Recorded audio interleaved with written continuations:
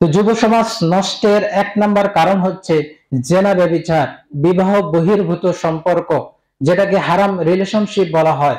অর্থাৎ একজন যুবক এমন কোন মেয়ের সাথে কথোপকথন করে, সম্পর্ক করে, যে মেয়ের সাথে তার বিবাহ বৈধ, এমন কোন মেয়ের সাথে সে যদি অপ্রয়োজনীয় কোনো কথাবার্তা বলে, সে যদি জেনায় লিপ্ত হয়, তাহলে এই ধরনের যে ফিতনাগুলো আমাদের সমাজে রয়েছে, এই সমস্যাগুলো হচ্ছে যুব সমাজ নষ্টের এক নাম্বার কারণ। সহিহ বুখারী 5096 নম্বর হাদিস, নবী সাল্লাল্লাহু আলাইহি ওয়াসাল্লাম বলেন, মা তারাকতু বাদি ফিতনাতান আদরু আলা রিজালি মিনান নিসাই, আমার উম্মতের পুরুষদের জন্য নারী অপেক্ষা অধিক ক্ষতিকর কোন ফিতনা আমি রেখে যাইনি। অর্থাৎ রাসূলুল্লাহ সাল্লাল্লাহু আলাইহি ওয়াসাল্লাম পুরুষদের জন্য নারীকে সবচেয়ে বড় ফিতনা বলে উল্লেখ করেছেন। আর ইসলাম এতটা কঠোর যে ইসলাম মানুষকে জেনা করা তো দূরের কথা, জেনা নিকটবর্তী হতেও নিষেধ করেছে। সূরা বনী ইসরাইল সূরা নম্বর 17 আয়াত নম্বর 32 মহান আল্লাহ বলছেন, ওয়ালা তাকরাবুস জিনা, তোমরা জেনা নিকটবর্তী হও না, ইন্নাহু কানা ফাহিশাতাও ওয়া সাআ সাবিলা, এটা অশ্লীল এবং নিকৃষ্ট কাজ। অর্থাৎ ইসলাম জেনা করাটাকে হারাম করেছে, পাশাপাশি ইসলাম এটাকেও হারাম করেছে যে তোমরা জেনার নিকটবর্তী হও না।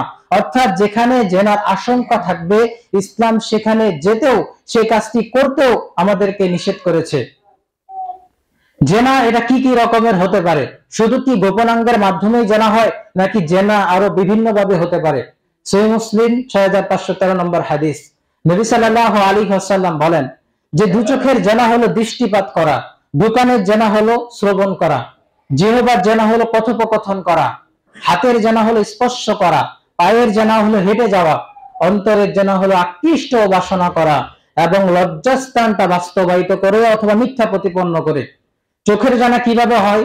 এই যে আপনি রাস্তা দিয়ে হাঁটতেছেন, হঠাৎ করে আপনার সামনে কিছু মেয়ে চলে আসলো, আপনি এখন আপনার চোখকে হেফাজত না করে সেই মেয়ের সৌন্দর্যটা আপনি ইচ্ছা করে উপভোগ করলেন, তাহলে সেটা চোখের জানা হলো।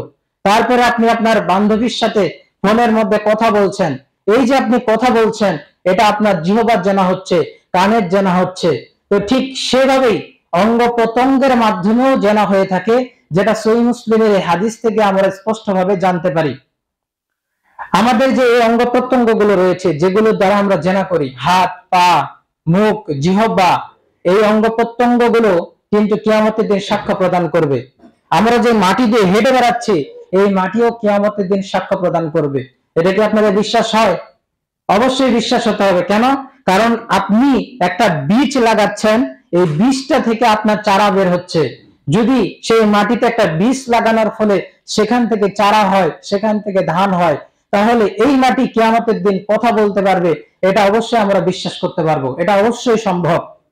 আল্লাহ রাব্বুল আলামিন বলছেন সূরা ইয়াসিন সূরা নম্বর 36 আয়াত নম্বর 65, যে আজ আমি তোমাদের মুখে মোহর মেরে দেব এবং তোমাদের হাত আমার সাথে কথা বলবে এবং তোমাদের পা সে সম্পর্কে সাক্ষ্য দিবে যা তোমরা অর্জন করেছো। অর্থাৎ কিয়ামতের দিন আমাদের মুখকে বন্ধ করে দেওয়া হবে এবং আমাদের অঙ্গ প্রত্যঙ্গ গুলো আমাদের বিরুদ্ধে কিয়ামতের দিনে সেই দিন সাক্ষ্য প্রদান করবে। সূরা হামিম সাজদা সূরা নম্বর 41 আয়াত নম্বর 20, মহান আল্লাহ বলছেন, হাত্তা ইযা মাজাউহা শাহিদা আলাইহিম সামাউহুম ওয়া আবসারুহুম ওয়া জুলুদুহুম বিমা কানু ইয়ামালুন, অবশেষে তারা যখন জাহান্নামের কাছে পৌঁছবে, তখন তাদের কান, তাদের চোখ ও তাদের চামড়া তাদের বিরুদ্ধে তাদের কৃতকর্ম সম্পর্কে সাক্ষ্য দিবে। অর্থাৎ আপনার শরীরের চামড়াগুলো পর্যন্ত আপনার বিরুদ্ধে কিয়ামতের দিন সাক্ষ্য প্রদান করবে, আপনার অঙ্গ প্রত্যঙ্গ আপনার বিরুদ্ধে কিয়ামতের দিন সাক্ষ্য প্রদান করবে। অতএব আমাদেরকে আল্লাহকে ভয় করা উচিত। আল্লাহ রাব্বুল আলামিন যাতে আমাদের অঙ্গ প্রত্যঙ্গ গুলো থেকে যে জেনা ব্যভিচার গুলো হয়ে গেছে, আল্লাহ রাব্বুল আলামিন এগুলো থেকে আমাদেরকে মাফ করুক, আমিন। রাসূলুল্লাহ সাল্লাল্লাহু আলাইহি ওয়াসাল্লাম ভবিষ্যৎবাণী করেছেন যে কিয়ামতের পূর্বে জেনা ব্যভিচার এটি ছড়িয়ে ছিটিয়ে যাবে, বিস্তার লাভ করবে এবং মানুষ জেনা ব্যভিচারটাকে আর হারাম বলে মনে করবে না, হালাল বলে মনে করবে। আগের যুগের মানুষেরা ছিল যারা পর্দা করে চলতো, কিন্তু এখনকার মহিলারা পর্দা করে চলছে না, তারা পর্দা করে চলছে না। তারা পর্দা না করে চলাটাকেই হালাল বলে মনে করছে, হারাম মনে করছে না। ঠিক তেমনি ভাবে মানুষ এই জেনা ব্যভিচারটাকেও হালাল বলে মনে করবে। সে তার বান্ধবীর সাথে কথোপকথন করবে, অথচ সে এটাকে হারাম বলে মনে করবে না, সে এটাকে জেনা বলে মনে করবে না, বরং সে এটাকে হালাল বলে মনে করবে। ছেলে মেয়ে উভয় একে অপরের সাথে পড়াশোনা করবে একই স্কুলে একই কলেজে, অথচ সে সহশিক্ষাটাকে হারাম বলে মনে করবে না, হালাল বলে মনে করবে। নাউজুবিল্লাহ। আল্লাহ রাসূল সাল্লাল্লাহু আলাইহি ওয়াসাল্লাম বলেন, সহিহ বুখারী 5590 নম্বর হাদিস, লা ইয়াকুনানা মিন উম্মতি ইস্তাহিল্লুনাল হিরা ওয়াল হারিরা ওয়াল খামরা ওয়াল নাহাজিব। আমার উম্মতের মধ্যে অবশ্যই এমন কতগুলো দলের সৃষ্টি হবে যারা ব্যভিচার, রেশমি কাপড়, মদ ও বাদ্যযন্ত্রকে হালাল বলে মনে করবে। অর্থাৎ নবী সাল্লাল্লাহু আলাইহি ওয়াসাল্লাম 1400 বছর পূর্বেই ভবিষ্যৎবাণী করে দিয়েছেন যে তার উম্মতের মধ্যে অবশ্যই এমন কতগুলো দল তৈরি হবে যারা জেনা ব্যভিচারকে হালাল বলে মনে করবে। সহিহ বুখারী 80 নম্বর হাদিস, নবী সাল্লাল্লাহু আলাইহি ওয়াসাল্লাম বলেন যে কিয়ামতের আলামত হচ্ছে কিয়ামতের পূর্বে জেনা ব্যভিচার এগুলো বিস্তার লাভ করবে। আমরা যদি চিন্তা ভাবনা করি যে গত এক যুগ আগে যে পরিমাণ জেনা ব্যভিচার সমাজে ছিল, এক যুগ পরে এসে জেনা ব্যভিচার তার থেকে কমেছে নাকি বেড়েছে? অবশ্যই বেড়েছে। তাহলে রাসূলুল্লাহ সাল্লাল্লাহু আলাইহি ওয়াসাল্লাম যে ভবিষ্যৎবাণী করেছেন, এই ভবিষ্যৎবাণীগুলো বর্তমান সময়ে এসে মিলে যাচ্ছে। আল্লাহ রাব্বুল আলামিন আমাদেরকে জেনা ব্যভিচার থেকে বেঁচে থাকার তৌফিক দান করুক, আমিন। সিলসিলা সহিহা 370 নম্বর হাদিস, একদা এক যুবক নবী সাল্লাল্লাহু আলাইহি ওয়াসাল্লামের নিকটে এসে বলল, হে আল্লাহর রাসূল, আমাকে ব্যভিচার করার অনুমতি দিন। তখন নবী সাল্লাল্লাহু আলাইহি ওয়াসাল্লাম বললেন যে তুমি কি তোমার মায়ের সাথে তা পছন্দ করো, তোমার বোন বা মেয়ের সাথে, তোমার ফুফু বা খালার সাথে পছন্দ করো? যুবকটি প্রত্যেকের জন্য একই উত্তর দিল যে না, হে আল্লাহর রাসূল, আপনার জন্য আমার জীবন উৎসর্গ হোক। তখন নবী সাল্লাল্লাহু আলাইহি ওয়াসাল্লাম বললেন যে তাহলে লোকেরাও তা পছন্দ করে না যে কেউ তাদের মা, মেয়ে, বোন, খালা বা ফুফুর সাথে ব্যভিচার করুক। রাসূলুল্লাহ সাল্লাল্লাহু আলাইহি ওয়াসাল্লাম এই যুক্তি প্রদানের মাধ্যমে সেই যুবককে ব্যভিচার সম্পর্কে সতর্ক করলেন। এবং এই সাহাবী সম্পর্কে বর্ণিত হয়েছে যে এই সাহাবী তার মৃত্যু পর্যন্ত আর কোনো বেগানা নারীর দিকে চোখ তুলে পর্যন্ত তাকায় নাই। সুবহানাল্লাহ।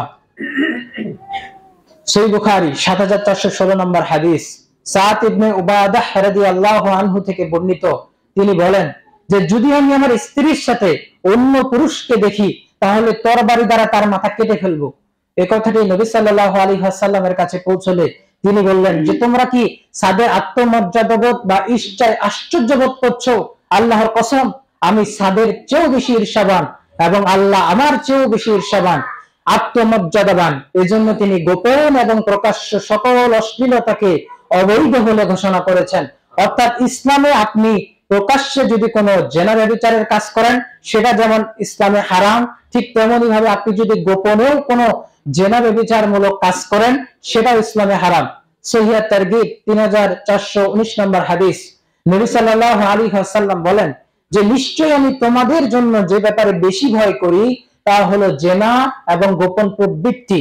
অর্থাৎ রাসূল সাল্লাল্লাহু আলাইহি ওয়াসাল্লাম 1400 বছর পূর্বে আমাদের জন্য, তার উম্মতের জন্য আশঙ্কা করেছিলেন যে তার উম্মত জেনা ব্যভিচার দ্বারা আক্রান্ত হবে। তারা জেনা করবে চোখ দ্বারা, কান দ্বারা, জিহ্বা দ্বারা, হাত দ্বারা। তো আল্লাহ রাব্বুল আলামিন আমাদেরকে জেনা ব্যভিচার থেকে বেঁচে থাকার তৌফিক দান করুক, আমিন। বর্তমান সময়ে যারা ফেসবুক ব্যবহার করে যুবক ভাইয়েরা, তারা কি করে?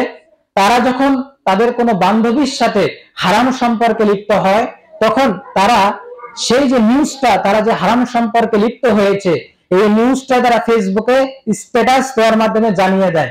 সেই স্ট্যাটাসটা হলো ইন এ রিলেশনশিপ স্ট্যাটাস।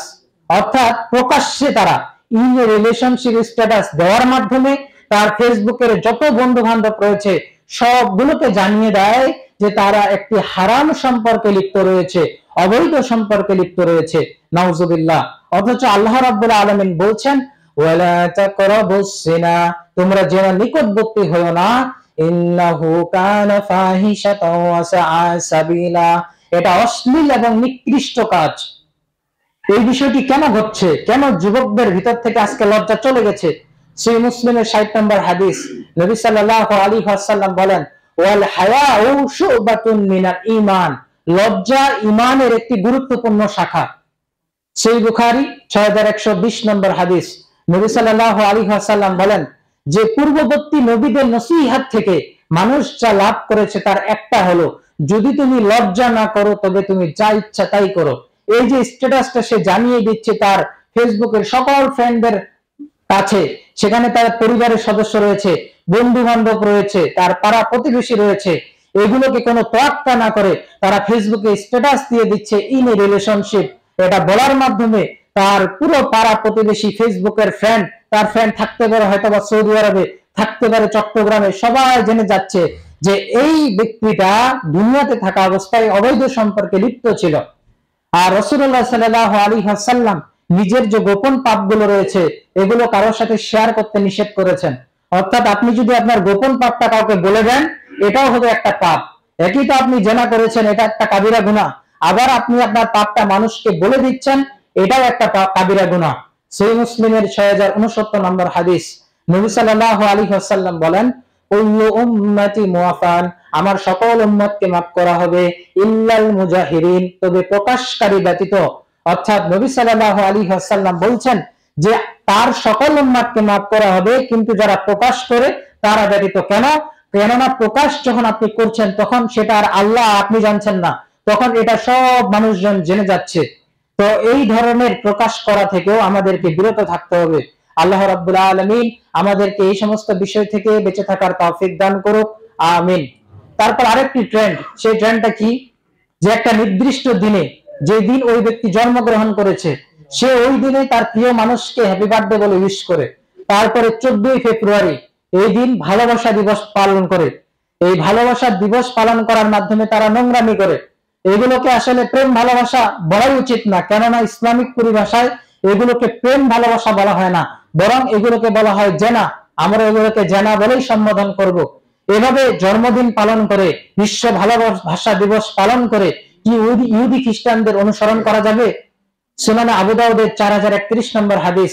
নবী সাল্লাল্লাহু আলাইহি ওয়াসাল্লাম বলেন, মান তাশাব্বাতা বিকাউমিন ফাহুয়া মিনহুম, যে ব্যক্তি বিজাতীয়দের সাদৃশ্য অবলম্বন করবে সে তাদের দলভুক্ত বলে গণ্য হবে।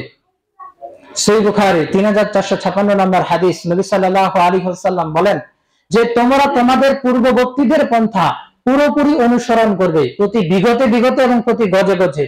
এমনকি তারা যদি গোসাপের গর্তেও ঢুকে তবে তোমরাও তাতে ঢুকবে। সাহাবীগণ জিজ্ঞেস করলেন, ইয়া রাসূলুল্লাহ, হে আল্লাহর রাসূল, আপনি কি ইহুদি ও নাসারাদের কথা বলছেন? নবী সাল্লাল্লাহু আলাইহি ওয়াসাল্লাম বললেন যে তবে আর কার কথা? তো তাহলে আপনাদের সামনে সংক্ষিপ্তভাবে আলোচনা করলাম যে যুব সমাজ নষ্টের 1 নাম্বার কারণ হচ্ছে জেনা এবং ব্যভিচার।